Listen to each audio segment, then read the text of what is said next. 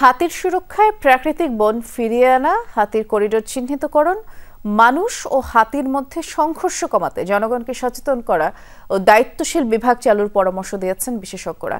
সকালে বিশ্ব হাতি দিবসের আলোচনায় তারা এই পরামর্শ দিয়ে বলেন, বন্যপ্রাণী সংরক্ষণ এখনো রাজনৈতিক অগ্রাধিকার পায়নি। হাতির সংখ্যা নির্ধারণে জোর দিয়ে বিশেষজ্ঞরা বলেন, 10 বছরের পুরনো গবেষণা দিয়ে হাতি সংরক্ষণ করা যাবে না। হাতির প্রজনন নিয়ন্ত্রণ ও খাবারের ব্যবস্থা করতে হবে। সীমান্তহীন ব্যবস্থাপনা প্রটোকল অবিলম্বে বাস্তবায়নের আহ্বান জানান তারা। এই অনুষ্ঠানে পরিবেশ উপদেষ্টা প্রাকৃতিক বনগুলোকে ফিরিয়ে আনতে গ্রামীণ জনগণকে সাথে নিয়ে কাজ করার পরামর্শ দেন। হাতি দিয়ে খেলা দেখে উপার্জন বন্ধে বন বিভাগকেও নির্দেশ দেন তিনি। সিস্টেমে যখন ডেভেলপ না থাকে তখন আপনি আগাবেন কেমন? হাতির করিডোরগুলো চিহ্নিত করা, আমাদের কাজগুলো হওয়া উচিত যে এখন আমাদের হাতি কয়টা আছে সেটা হিসাব করে সেটা ট্র্যাক করা। আমাদের করা উচিত হাতি মানুষ দ্বন্দ্ব যতটা কমিয়ে রাখা যায় সেটার চেষ্টা করা।